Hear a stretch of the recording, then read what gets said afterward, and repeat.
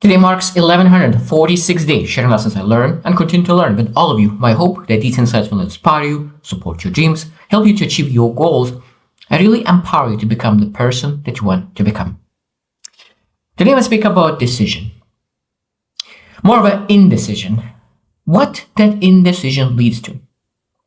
I think sometimes we don't consider that every action, every decision, everything what we do or we don't do, every choice that we make or don't make has consequences. Consequences. Everything has consequences. Positive consequences that we want, or maybe negative consequences. And sitting on a fence, sometimes it's the worst thing for us to do. Sitting on a fence is the worst thing to do. Because you're not going to one way, you're not going anywhere, you do not get any better by just sitting on the fence. It doesn't matter. I think that's always is to know that any choice is better than no choice at all. Because no choice, probably I heard it, no choice is a choice itself. It's a choice not to make a decision. It's my fault as well. I made a lot of times that decision not to choose. Procrastinate on decision. Because we're able to procrastinate on decision, looking for other decisions to make, but not to make the most important decision, because sometimes some decisions are the bottlenecks. Some decisions are the bottlenecks of your life. And if you start to see that there's something that is not going well, it might be that indecision is something that you need to fix. So what indecision leads to? What indecision leads to? Number one, missed opportunities. That means if you see, okay, I'm not able to catch an opportunity. So it seems like the opportunity came and it disappeared, or opportunities never come. It might be that opportunities never come because you have a lack of decision making or indecision whatsoever. Because you miss opportunities while you're waiting to make a decision. Because opportunities will not wait forever. I love this, the analogy is that opportunities is like buses or trains. If you miss a stop, that means the bus or train will not wait for you. They will fly away, if the plane as well. If the opportunity flies on a certain time, and they will fly away. If you miss it, that's it. You need to wait for another plane, or another train, or another bus. And you do not know how long it'll take until another one will come. It might be that you will need to go to another stop to catch another bus. Number two, analysis paralysis. This is very common. That means that the more we think about decision, the more sometimes we think that we need more. But in general, if you have 60%, 70%, maybe 40% information, you are already able to execute on that information. You don't need 90%, you don't need 100%, you don't need 80% information.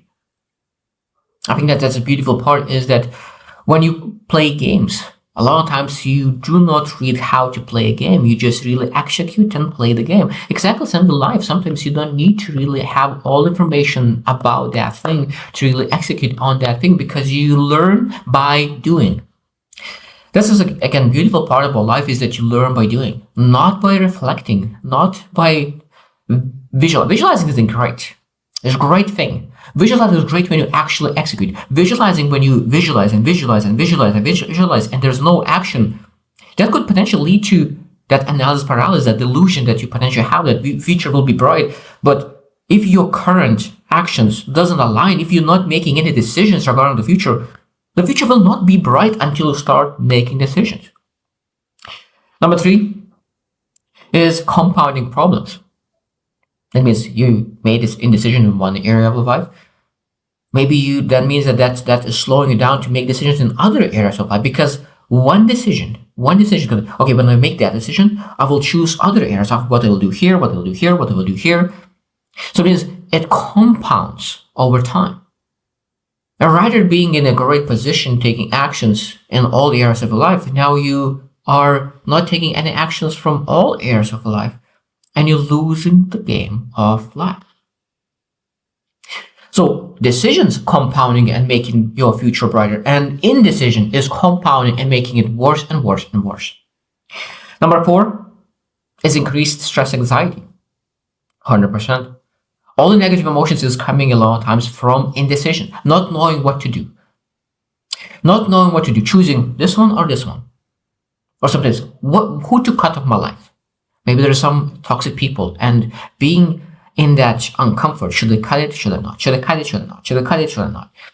And this is massive stress, always thinking. Because what happens is when you have that constantly reflecting and analyzing, that your mental capacity is used to really think on should I cut or not, and stress, rather than thinking about the future that could really build something meaningful. So the longer you stay on that path of thinking, analyzing, the longer you take away your mental capacity to think about what you potentially could do to build that future. Number 5 is strained relationships. That means that it could be that your indecision will frustrate other people. You say one thing that you want to leave your job, but you not leave it. You hate your job, you complain about your job, but you stay in the same job for 1 year, 2 years, 3 years, 5 years. That could be frustrating for a lot of people because you're complaining, you have that negativity, but you're not willing, not choosing to change your current spot. I think that we need to understand that we need to make decisions, because that is, again, decision is nurturing relationships. Decision to nurture relationships is, again, decision because sometimes it could be indecision to should I nurture this relationship, should I not, should I commit, should I not? And that indecision, that incommitment, a lot of times lead to really separation. So it's very, very dangerous. Number 6 is reduced confidence. Reduced confidence. That means when you don't make decision, what that leads to? Inaction. And inaction leads to stagnation. And stagnation leads to incompetence. And incompetence leads to lack of confidence. The more competent you are, the more confidence you have. The more actions you take, the faster you move, the more progress you see, the more confident you become. So execution is one of the best ways to really build confidence. Because sitting on your bed, reflecting how lack of confidence you have will never help. Visualization could be possible to help to improve your confidence only when you take action as well. So indecision is indirectly destroying your confidence because you don't take action. Your progress is slow or stagnation. You become incompetent. And of course, that's reduced confidence. Number 7 is erosion of trust. It might be that you said something, you promised something to someone, and then you're still making that choice. Should I do it? Should I not? Should I do it? Should I not?